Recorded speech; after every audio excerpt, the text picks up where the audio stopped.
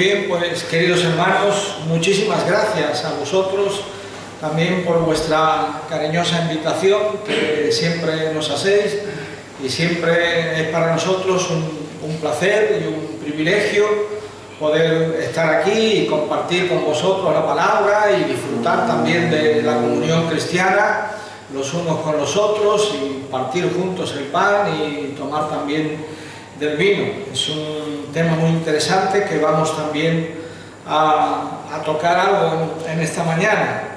Y también quería de paso, por supuesto, pues traer los saludos de nuestra iglesia allí en Huelva, en la calle Luis Braille, todo el cariño de vosotros.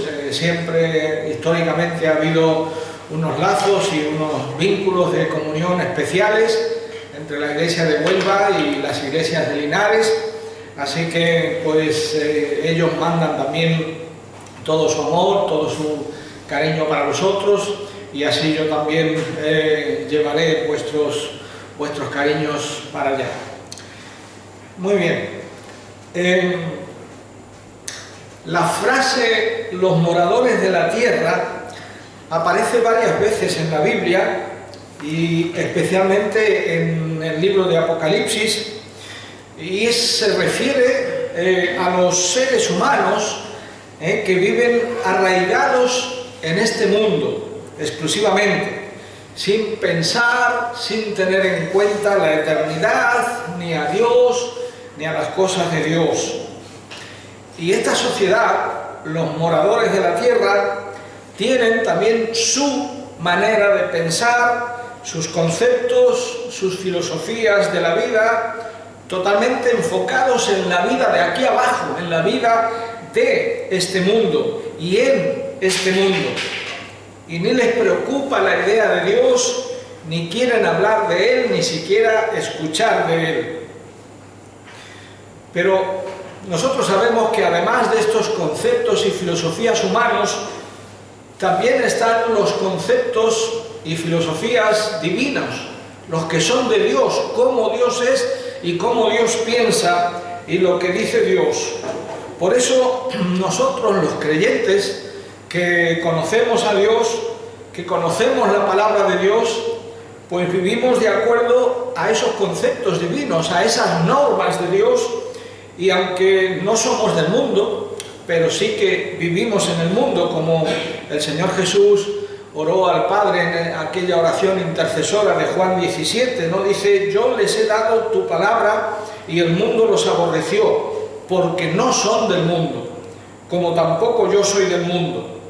No ruego que los quites del mundo, sino que los guardes del mal. No son del mundo, como tampoco yo soy del mundo.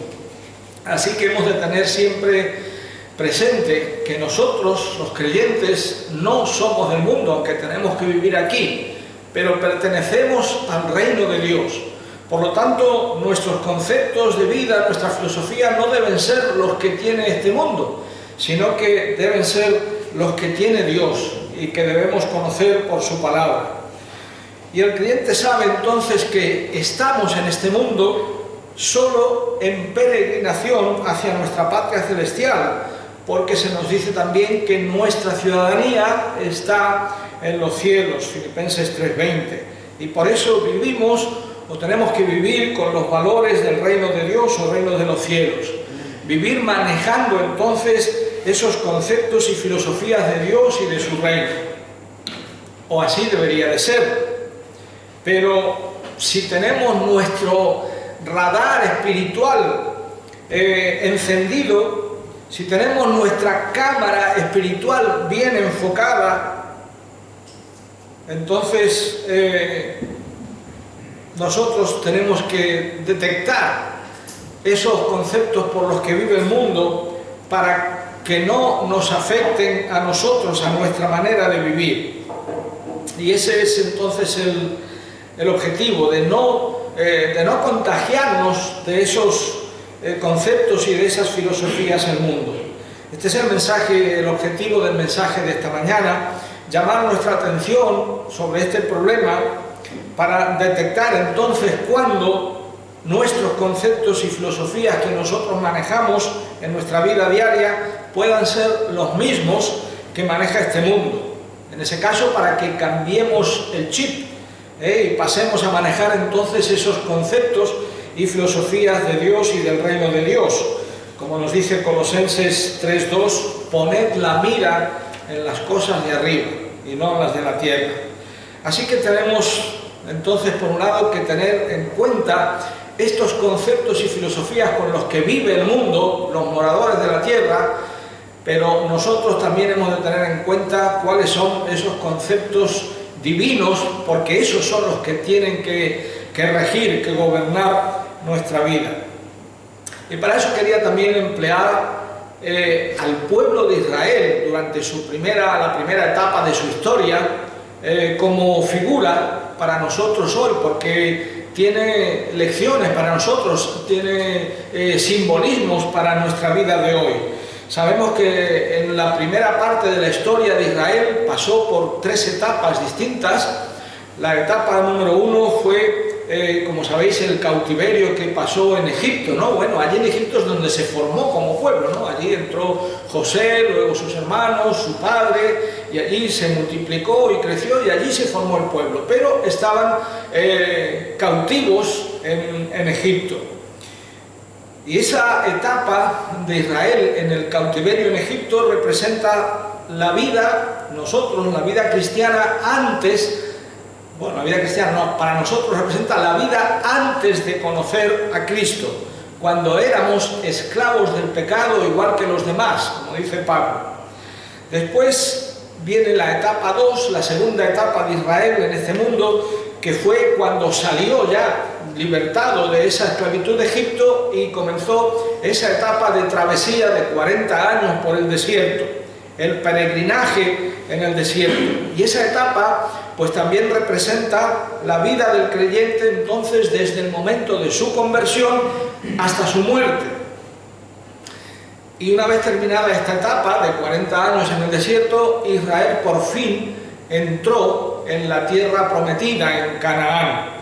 Así que esa etapa 3 es la entrada y el establecimiento allí en Canaán, en la tierra prometida. Y eso representa también esa etapa, el final de nuestra vida aquí, de ese peregrinaje aquí, nuestra muerte y entrada en la eternidad y en la presencia del Señor. Y vamos a ver entonces un poquito de esto, y por eso tenemos que ir también un poquito atrás en la historia de Israel. Para que Israel pudiera salir de Egipto, todos sabéis que Dios tuvo que enviar 10 plagas allí a Egipto y al faraón, y cada una peor que la anterior, para ir ablandando el corazón de faraón. Y faraón a cada plaga pues les prometía que los dejaría marchar, pero ¿qué pasaba? Que faraón se endurecía cada vez más hasta la 9ª plaga y no los dejó ir. Les prometía, pero nunca los dejó ir. Entonces Jehová le anuncia a Moisés aún una plaga más, la 10ª, después de la cual el faraón, no ablandado, sino endurecido y enojado, los echaría de allí. No solamente los dejaría marchar, sino que los echaría de Egipto. Pues esa plaga fue la peor plaga y consistía, como sabéis, en la muerte de todos los primogénitos de Egipto, incluido el hijo primogénito del mismo faraón. Y ahí está, ese fue el detonante, el punto de inflexión para faraón. Lo tenemos relatado en Éxodo capítulo 11. Pero en este punto de la historia, antes de enviar Jehová a esta 10ª plaga, la muerte de los primogénitos, y en estrecha relación con ella, y justo antes de salir de Egipto, Jehová le instituyó a Israel la primera fiesta, la primera de las 7 fiestas que Dios le había instituido a Israel, fiesta religiosa que ellos tenían que celebrar, como era la fiesta de la Pascua. Las 7 fiestas son la Pascua, los panes sin levadura, las primicias, la fiesta de Pentecostés o de las semanas, la fiesta de las trompetas, la fiesta del día de la expiación y la séptima y última, la fiesta de los tabernáculos. Si queréis, es muy interesante verlas.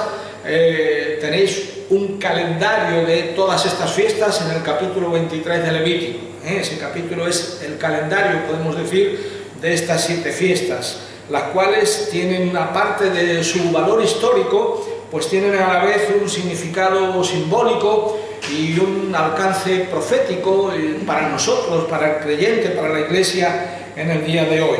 Así que entonces tenemos que ver cuál era la importancia de esta fiesta primera de la Pascua. Y para eso ya vamos a la Escritura y vamos a Éxodo capítulo 12.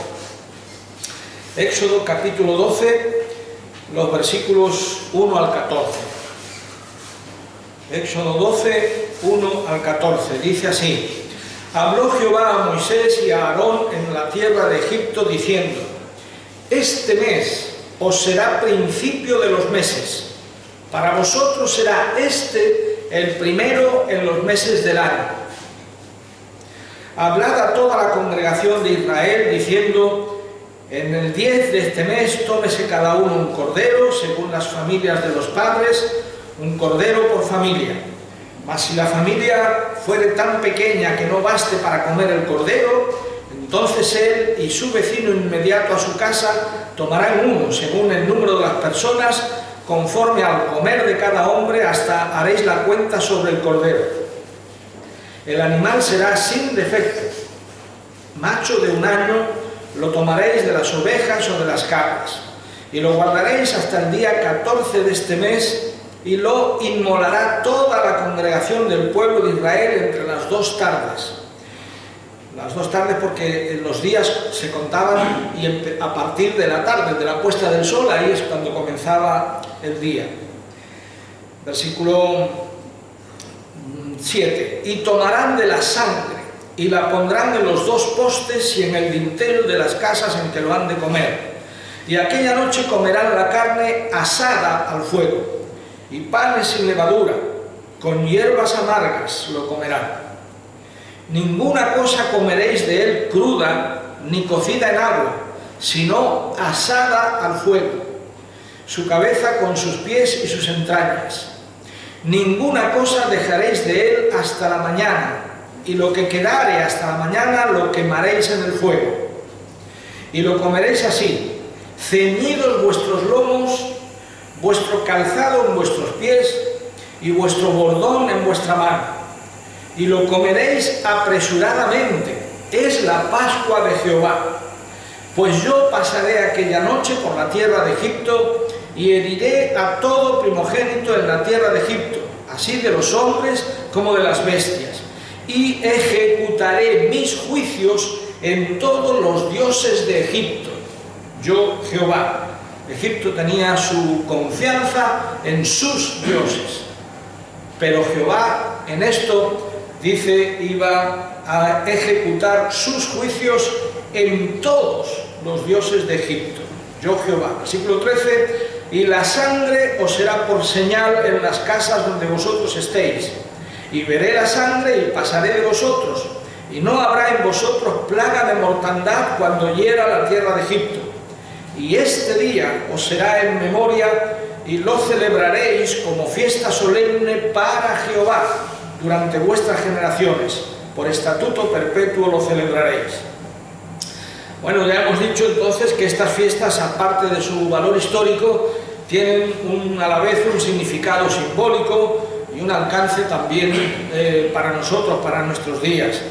Y solemos hablar y escuchar bastante sobre los simbolismos principales de esta fiesta de la Pascua, como es el cordero, como es la sangre en los dinteles de las puertas, como fue la liberación y la salida de Egipto. Pero si entramos en detalles, hay mucho más, y mucho más muy interesante también, y esto es lo que vamos a considerar. Además de este pasaje principal, hay otros pequeños pasajes que dan algunos detalles más. No los vamos a leer, solamente mencionar algunos, pero como por ejemplo Números 9 del 1 al 5, Levítico 23, 5 y Deuteronomio 16 del 1 al 8. Es interesante, pero como digo, solamente vamos a mencionar algo de pasada, ¿no? Para introducir entonces este tema, vemos que el pecado hizo imposible que el hombre disfrutara del reposo que Dios quería para su pueblo, sin que se llevara a cabo por medio de la redención. Y de allí entonces la necesidad de esta primera fiesta, la Pascua, que es también fundamento de todas las demás fiestas. Dios halló su reposo absoluto en la obra de Cristo. Él ve la sangre del Cordero en los dos postes y en el dintel de las casas, hemos leído en el versículo 7, y sin duda que para ser salvo, cada uno debe apropiarse de esta obra por la fe, así como los israelitas tenían que tener fe en eso que se les había dicho, que tenían que poner esa sangre en las puertas y esperar con confianza, con fe, en que a ellos no le iba a pasar nada. Así que cada uno entonces, para ser salvo, debe apropiarse de esa obra por la fe, así como cada familia israelita debía de elegir un cordero, guardarlo, como hemos leído, degollarlo, poner la sangre sobre las puertas, confiando en esa promesa hecha a Moisés, en cuanto a que de ese modo el hijo primogénito estaría protegido del juicio. Tal es la responsabilidad del hombre, del ser humano, pero el fundamento de todo reposo está en el hecho de que Dios halló su plena satisfacción en la obra cumplida y perfecta de Cristo en la cruz. Tenemos también el Cordero de la Pascua, del cual también solemos hablar bastante, que es además, como hemos leído, el alimento de aquellos que van a estar protegidos por la sangre de ese Cordero. Tenían que asarlo y era su cena de esa noche. Asado, no podía ser de otra manera, ni cocido, ni crudo, no, asado al fuego. Así que fue su cena de esa noche, es el alimento de ellos esa noche. La Pascua se transformaría luego para Israel en un memorial, porque esa era la Pascua primera, que la celebraban, como hemos leído, deprisa para salir en el momento que se les diera la orden. Pero luego, a lo largo del resto de su vida, en el desierto y en Canaán, pues tenían que seguir celebrándola una vez al año con algunos detalles más que luego vamos a ver.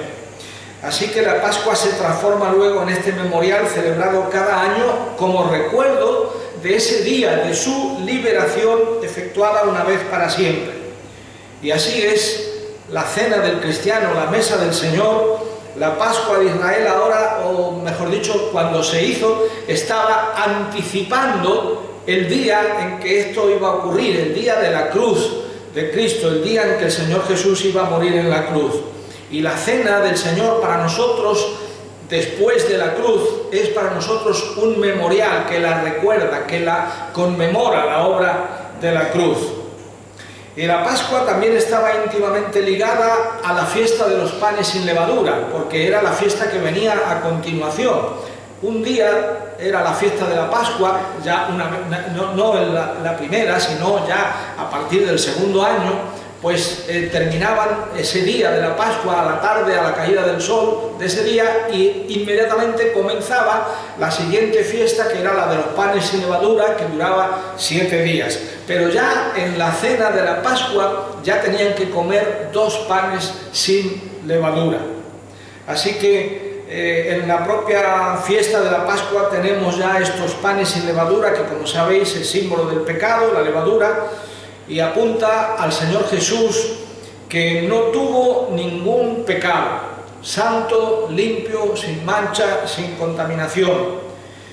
Y amparados en la sangre de Cristo, nosotros los redimidos nos nutrimos de Él, el Cordero de Dios, como alimento, que fue ofrecido en sacrificio.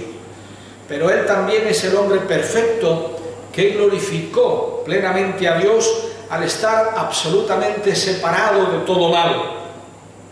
La fiesta entonces de la Pascua y la de los panes sin levadura, como digo, como van a continuación, a veces en la Escritura se menciona como una sola, abarcando las dos porque van las dos unidas.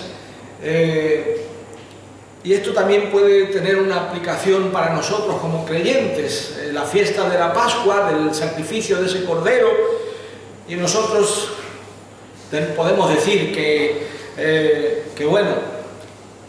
lo de creer en el Señor Jesús o he creído en el Señor Jesús, soy salvo. El cordero ya fue sacrificado, pues ya soy salvo. Y luego caminar como la gente del mundo, con los criterios del mundo. Sino que después de la conversión hemos de seguir con el proceso de la santificación, llevada a cabo, como sabéis, por el Espíritu Santo en nuestras vidas. Y por eso, a continuación, la segunda fiesta de esos panes sin levadura. Luego tenemos, como hemos dicho, a Egipto como figura del mundo, del cual el pueblo de Dios es sacado. Y luego viene el desierto, que es lo que ese mismo mundo ha venido a ser para nosotros. Lugar de combates, lugar de pruebas, pero también lugar de numerosas experiencias de la gracia de Dios para nuestras vidas. Tenemos la fiesta de la Pascua y el Señor les dijo a Moisés, para el pueblo, que este mes os será principio de los meses. Es decir, para ellos, para Israel, el calendario civil seguía su curso, pero para ellos empezaba ese día un nuevo año religioso, de fiestas religiosas que tienen que ver con distintas experiencias de ellos con Dios y de la obra de Dios para con ellos. Algo completamente nuevo es lo que iba a comenzar, pero sobre una base distinta para ellos.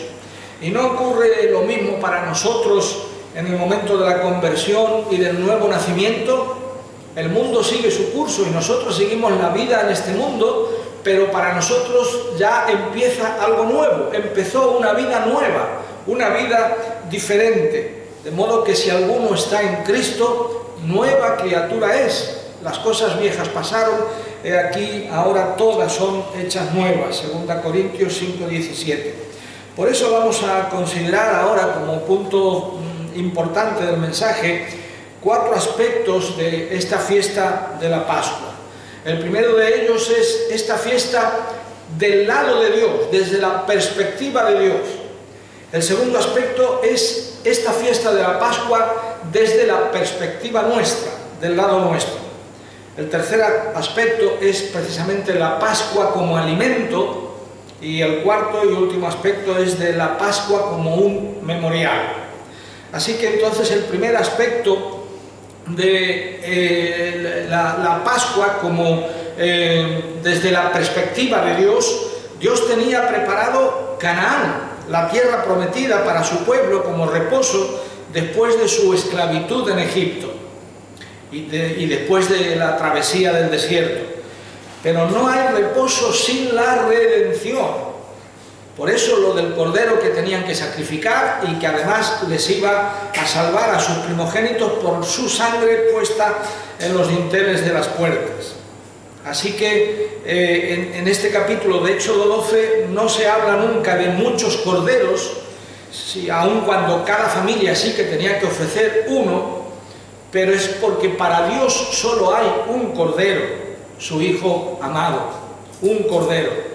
El cordero de la Pascua, como hemos leído también, tenía que ser guardado durante 4 días para manifestar y ver que no había ningún defecto en ese cordero. Tenía que ser sin defecto, sin mancha, sin contaminación.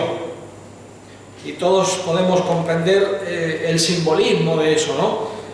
El Señor Jesús, que fue tentado en todo según nuestra semejanza, pero sin pecado, como dice Hebreos 4:15.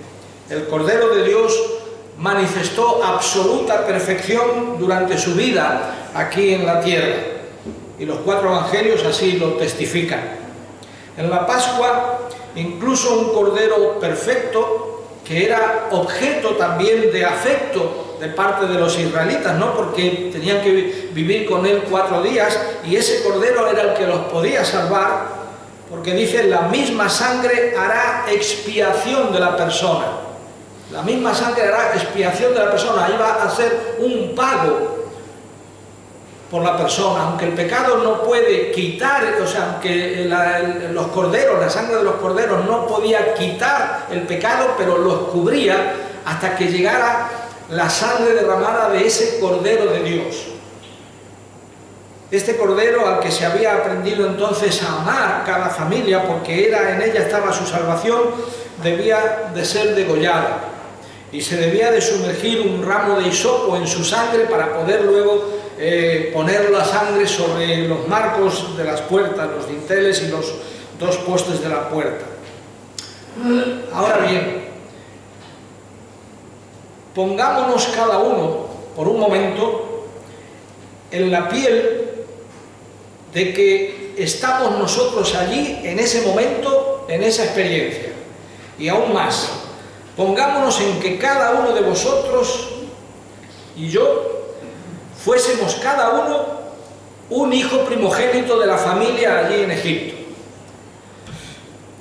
No sé si nos puede entrar un poquito de miedo, ¿no? De temor, ¿no? Porque mi vida como primogénito ese día allí, pues dependía de lo que mi padre, de lo que la familia hiciera y siguiera al pie de la letra las instrucciones que Jehová le había dado a Moisés.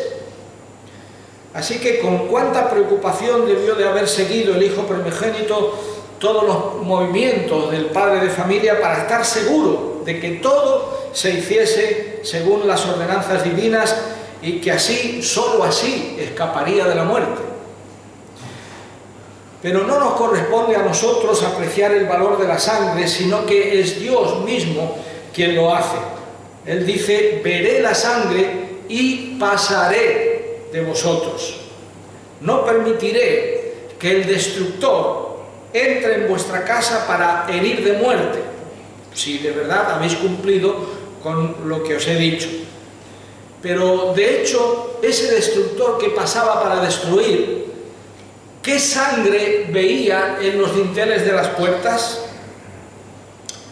Bueno, en realidad no tanto la del cordero inmolado, sí, porque pasaba de largo, pero lo que veía era la sangre de su Hijo amado, la que sería vertida más tarde en la cruz del Calvario.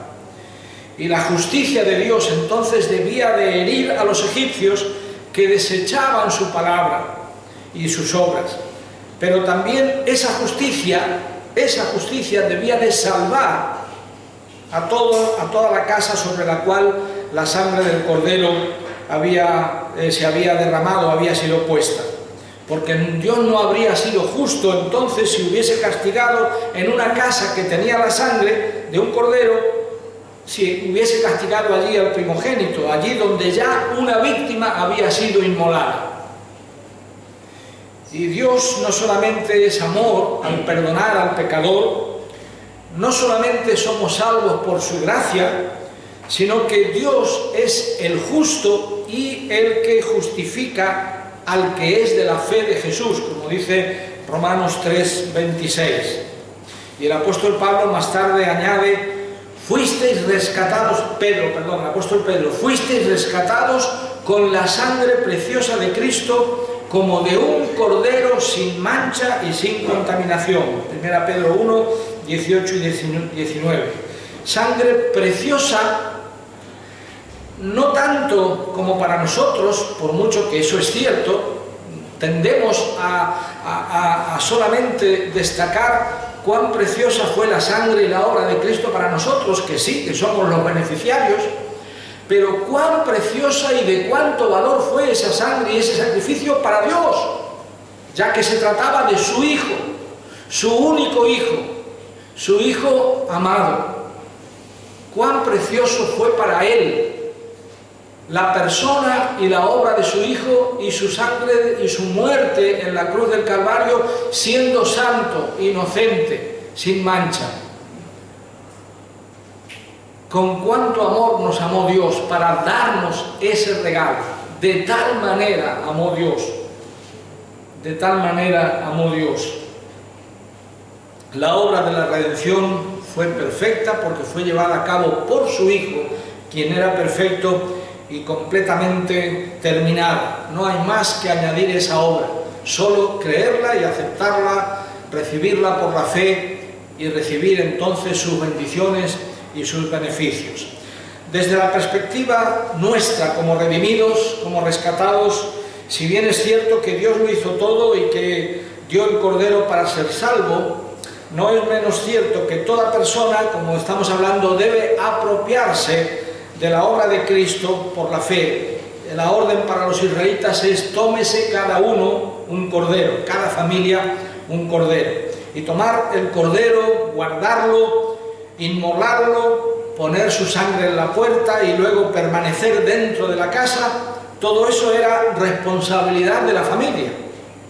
La seguridad del hijo mayor, como estamos diciendo, dependía de que se cumpliera todo eso y de que la sangre del cordero fuera puesta en el exterior. Y sus sentimientos nada cambiaban, sino que la certeza que podían tener de escapar del juicio provenía de la fe de ellos, ¿no? De cumplir con todo eso, demostrando así la fe y la manera de escapar de ese juicio para ellos. Fe en la palabra que Jehová había transmitido a Moisés. Y hoy en día muchas personas están seguras cuando aceptan la muerte del Señor Jesús a su favor, pero después permanecen con dudas mientras no ponen toda su fe en la palabra de Dios. La palabra que declara terminantemente que el que cree en el Hijo tiene vida eterna. El que oye mi palabra y cree al que me envió tiene vida eterna y no vendrá a condenación, mas ha pasado de muerte a vida. Juan 3, 36 y 5, 24. Así que la seguridad de la salvación y la paz provienen de la fe en la palabra de Dios. La seguridad eterna de nuestras almas está fundada sobre la obra que Cristo cumplió en la cruz. Dice Éxodo 13:2 que todo primogénito mío es, dice Jehová. Ellos habían escapado de la muerte ese día, pero dice míos son. Todo primogénito mío es. Cristo por todos murió para que los que viven ya no vivan para sí, sino para aquel que murió y resucitó por ellos, dice 2 Corintios 5:15. Para todo el que ha sido redimido, una vida nueva comenzó a partir de ese día de la cruz de Cristo. Es feliz de ser salvo, de ser lavado, de ser purificado, de ser justificado, pero que no olvide que no se pertenece a sí mismo, sino a aquel que lo rescató a tan alto precio. A Él le pertenecemos. El tercer aspecto de la Pascua como alimento. Ya hemos visto que esa era la cena que tenían que comer los israelitas esa noche. Después de asar el cordero, ellos tenían que comer esa carne asada.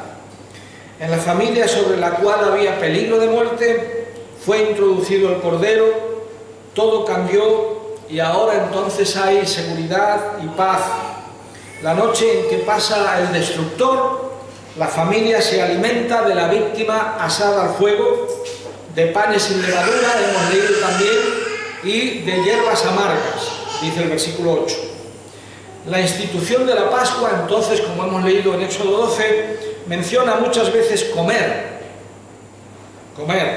y el simbolismo es el creer en la palabra del Señor Jesús, que no es una mera adhesión intelectual a lo que la palabra de Dios nos dice de Él, ni tampoco es una fórmula mágica que se repite como algunos lo pueden pretender, sino que después de declarar que el que cree en mí tiene vida eterna, el Señor Jesús agrega: si no coméis la carne del Hijo del Hombre y bebéis su sangre, no tenéis vida en vosotros. Juan 6, 47 y 53.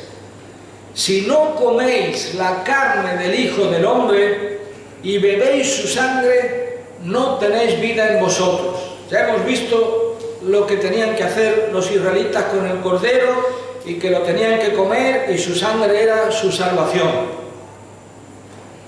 Nosotros tenemos esta conmemoración de ese Cordero de Dios que quita el pecado del mundo y que fue inmolado en la cruz en nuestro lugar, y en conmemoración comemos del pan y bebemos de la copa. ¿No cobran ahora, a la luz de esta fiesta de la Pascua, otro significado para nosotros más profundo? ¿No nos damos cuenta de la íntima relación que hay entre la celebración y la conmemoración de la Cena del Señor con ese cordero ofrecido en esta fiesta de la Pascua. Por cierto, cuando el Señor dice esto de que si no coméis mi carne, la carne del Hijo del Hombre, la vida, por cierto que no se trata de comer y beber físicamente, ¿no? Sino que es un sentido simbólico, metafórico. El mismo Señor Jesús dijo después que las palabras que yo os he hablado son vida, son espíritu y son vida. Pero para tener la vida es necesario entonces espiritualmente, en nuestras almas de todo corazón, apropiarnos de ese cuerpo dado y de esa sangre derramada por el Señor Jesús, que son los únicos que quitan los pecados. Porque hay una identificación máxima entre el sacrificio, entre el cordero y el que lo come. Comer la sangre, comer su carne y beber su sangre no es un acto ritual, porque así como los alimentos que comemos nosotros en nuestra mesa, en nuestras casas cada día, esos alimentos que comemos se vuelven parte integrante de nuestro cuerpo y físicamente lo constituyen, ¿no? Lo comemos, lo entra a la digestión, etcétera, etcétera, y eso se vuelve parte de nuestro cuerpo. Hay una identificación y una unidad muy estrecha. Los israelitas tenían que comer ese cordero que iba a ser su salvación, identificándose tan estrechamente entonces con ese cordero que tenían que ofrecer. Y espiritualmente nosotros así nos identificamos tan íntimamente y estrechamente con el Señor Jesús, nuestro sustituto, como Cordero de Dios, que murió en nuestro lugar y que nos quitó, nos libró de la condenación, de la paga del pecado, porque Él murió en nuestro lugar. Y por eso esa identificación de comer su carne y beber su sangre, una identificación que nos volvemos parte del Señor Jesús. Bueno, el Señor Jesús enseña también que Él y que el Espíritu Santo que ha sido derramado en nuestros corazones y viene a morar y a habitar dentro de nosotros. Así, tan íntimamente estamos identificados con la persona del Señor Jesús. Y si bien esto es un acto que fue cumplido una vez para siempre, el día de nuestra conversión, para tener vida, es también una acción continua para permanecer en Él, como se nos exhorta, ¿no?, tantas veces en Juan 14, para permanecer en Él. El cordero, ya hemos visto, no debía de estar crudo ni cocido en agua, sino asado al fuego, y eso nos habla de dolor, de sufrimiento, y eso nos habla de que Cristo debió de pasar por el juicio de Dios, allí en la cruz. Dios mío, ¿por qué me has desamparado? Y nada de todo esto le podía ser evitado a Él. Dice el Salmo Mesiánico 42:7, todas tus ondas y tus olas han pasado sobre mí. La cabeza, las piernas, el interior, es decir, su inteligencia, su marcha y sus sentimientos íntimos, todo debió de sufrir el fuego del juicio de Dios, y allí brillaron tanto más también sus perfecciones, aceptadas por Dios el Padre. Otro detalle de la comida del cordero: tenía que ser comido con hierbas amargas, como hemos leído, junto con los panes sin levaduras o pan de aflicción, como también le llama Deuteronomio 16. Y el simbolismo es que al gozo de la salvación se mezcla también el sentimiento amargo de lo que le costaron a Él nuestros pecados, lo que Él tuvo que sufrir por nosotros en nuestro lugar por nuestros pecados. Eso es la amargura que nosotros podemos sentir de cómo por esos nuestros pecados el Señor tuvo que pasar por todo este sufrimiento y por todo este juicio. Todos participaban del cordero. Había una porción completa, calculada para cada uno. Nadie se quedaba sin su parte. Nadie podía decir que su parte no había sido prevista. Sin embargo, más tarde, en la parábola del hijo pródigo, Lucas 15, el hijo mayor rehusó entrar en la casa y participar del banquete preparado por el amor del Padre. Hay provisión para todos, y lo había en la casa del hijo pródigo. Se puede rehusar la salvación, Sí, muchos, de hecho, están todos los días rehusando la salvación y creer en Él. Pero significa la muerte eterna, la muerte para siempre jamás. Cualquiera que aquella noche hubiese entrado en la casa de un israelita habría podido comprobar que la familia se encontraba a punto de partir, preparada, las sandalias calzadas, el bordón preparado, las ropas ceñidas para salir apresuradamente, porque detrás iban a salir en persecución los egipcios, ¿verdad? Los egipcios. Así que todos sus miembros debían de abandonar Egipto, sus lomos preparados, en fin, el simbolismo, pues todo aquel que ha sido rescatado por el Señor Jesús viene a ser en este mundo un extranjero, como hemos dicho antes, cuya patria está en el cielo. Y por lo tanto, tenemos que estar preparados para partir en cualquier momento. Lo cual dice Pablo que es mucho mejor. Cada uno tenemos un momento, bien sea cuando el Señor venga en las nubes a buscarnos y a llevarnos consigo, o bien sea a través de la muerte. Pero tenemos que estar preparados para ese momento, porque en ese momento dejamos este mundo, terminamos nuestro peregrinaje y entramos en nuestra patria celestial, en nuestro hogar celestial, en la misma presencia del Señor. Así como estas familias israelitas tenían que estar preparadas para partir en cualquier momento que se le iba a dar la orden. Había muchas familias, muchas casas, pero todas, cada una, comían del cordero, en las casas en que lo han de comer, dice el versículo 7. Y aquí también vemos el simbolismo de la unidad del pueblo de Dios, que se expresa participando todos juntos de un solo cordero, el cual es hecho el centro de todos los afectos, de todos los sentimientos de esa cena, de esa reunión. Y por último, el último aspecto de la Pascua como un memorial, ya para nosotros después de la cruz. La salida de Egipto tuvo lugar una vez y para siempre, nunca más volvieron a Egipto como esclavos. Y la primera Pascua entonces, de ese momento de liberación, no iba a ser repetida más veces igual, iba a ser conmemorada después, al año siguiente y los demás años. Pero igual que ese momento de la salida, no, ya no tenían que salir más de otra esclavitud. Y tampoco tenían que pintar con la sangre de un cordero las puertas de sus casas. Eso fue solamente en esa primera Pascua, estando todavía en Egipto. Pero de entrada Jehová había declarado: este día os será en memoria, fiesta solemne para Jehová, estatuto perpetuo. Hemos leído en el versículo 14. Entonces, después de la primera Pascua, cada año, de año en año, la Pascua le recordaría al pueblo que había salido de Egipto, que su rescate, su liberación ya estaba hecha.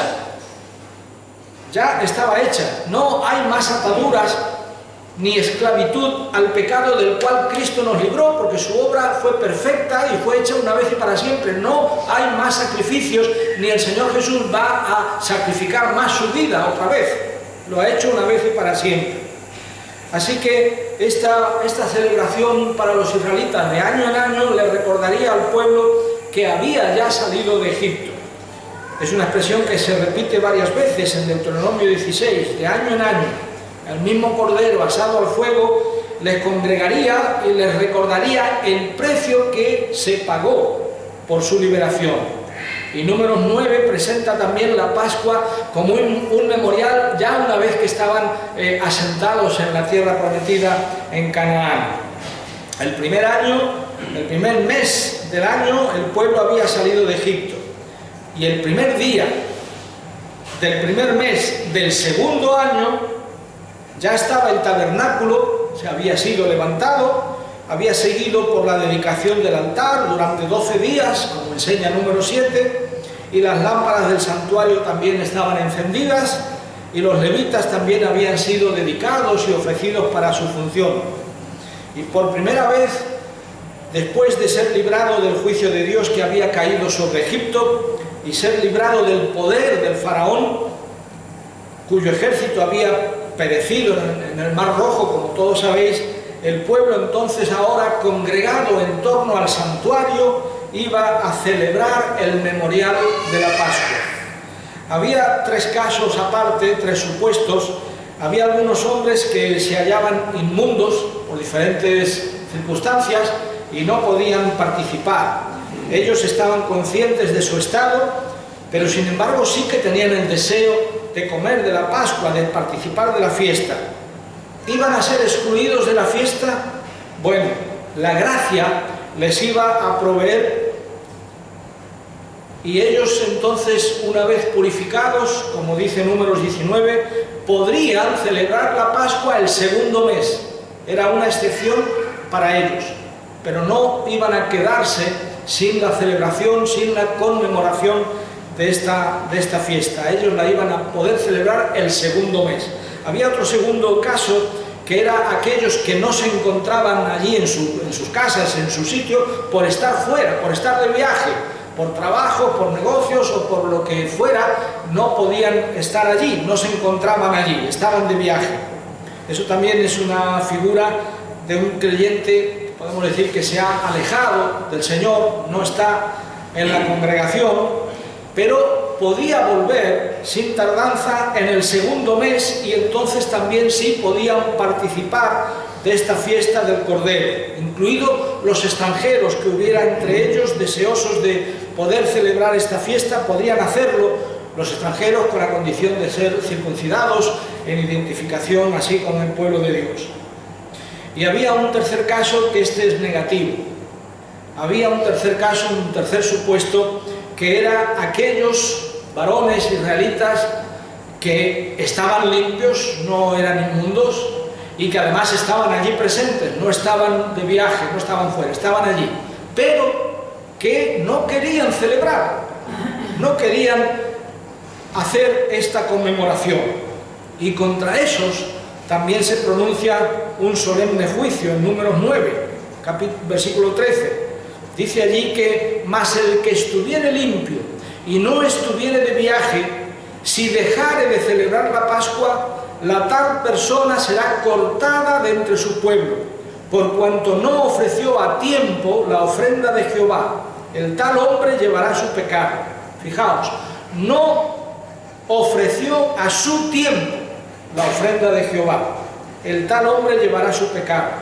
Así que la Pascua no era algo que se tomaba para uno mismo, sino para Dios, porque Él lo había pedido.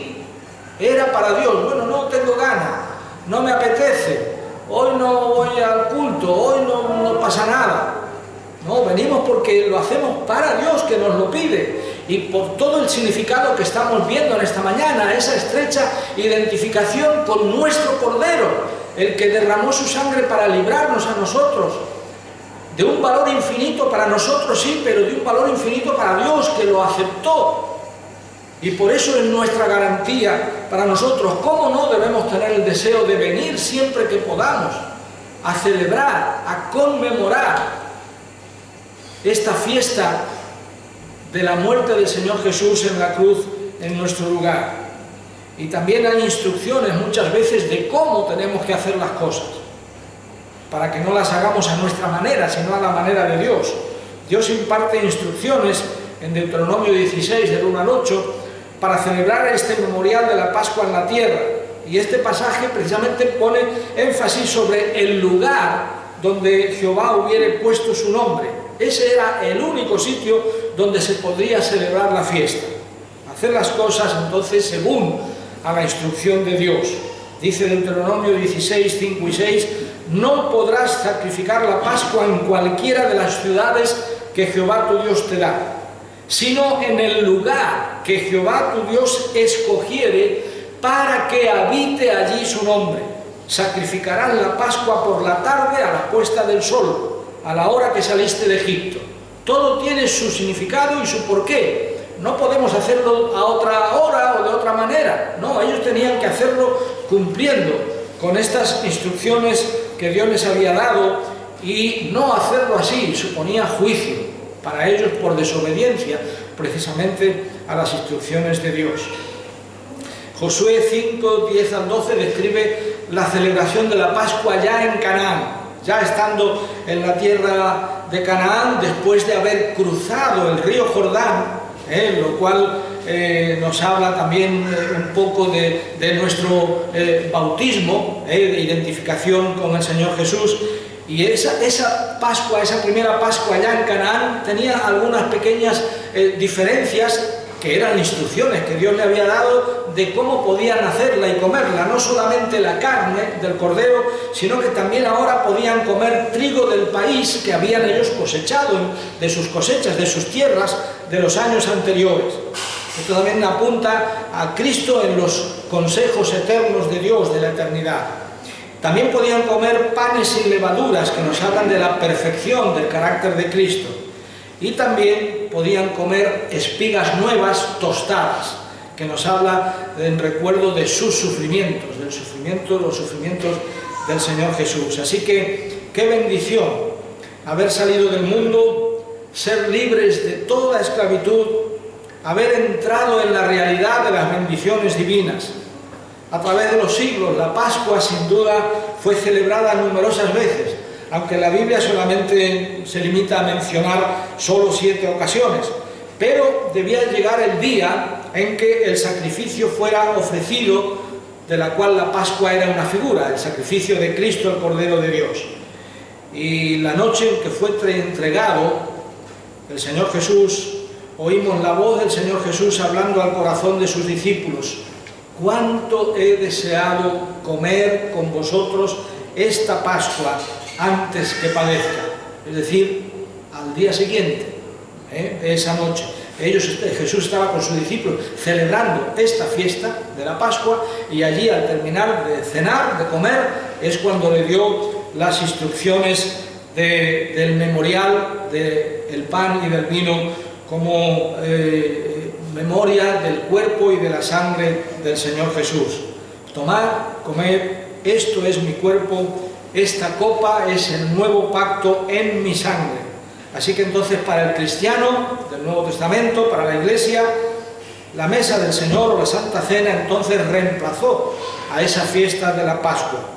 Pero oímos nosotros esa voz dentro de nosotros, de nuestro corazón, o nos abstendremos de venir y de participar de la mesa del Señor cuando la voz del Evangelio nos repite, la voz del Señor en los Evangelios nos repite vez tras vez: haced esto en memoria de mí.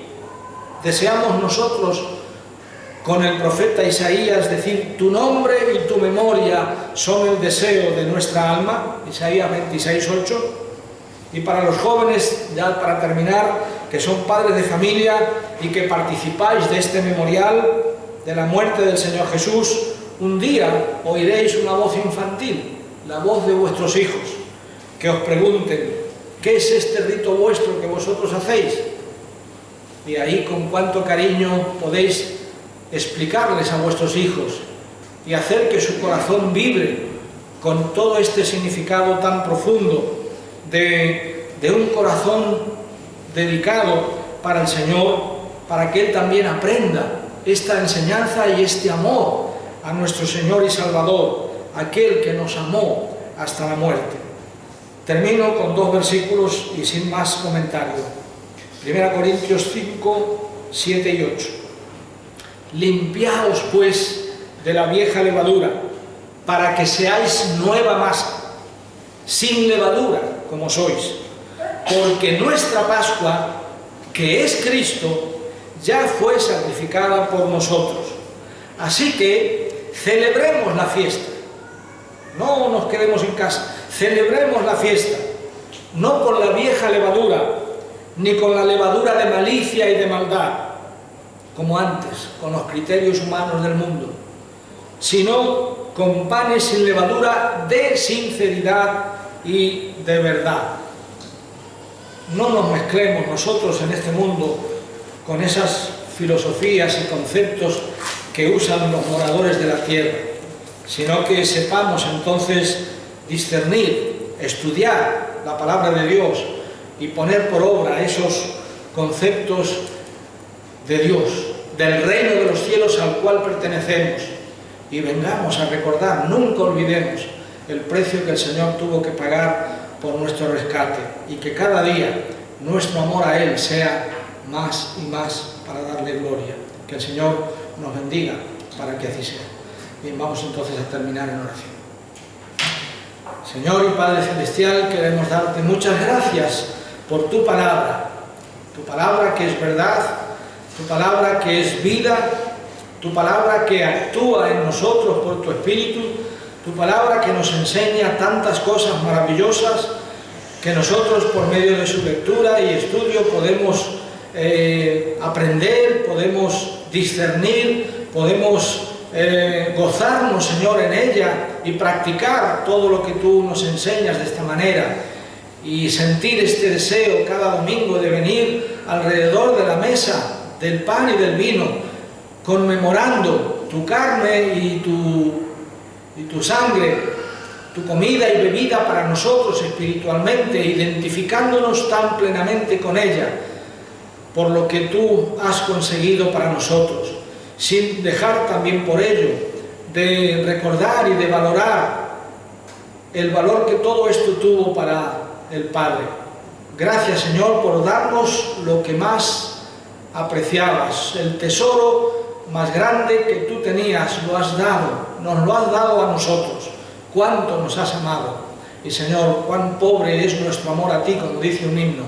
Señor, que cada día entonces podamos amarte más y más y gozarnos de las grandes verdades y enseñanzas de tu palabra, aplicándolas también a nuestra vida. A ti queremos darte la gloria, la honra y las gracias por todo esto y por este tiempo que nos has permitido pasar juntos alrededor de tu palabra y alrededor de la mesa de la comunión.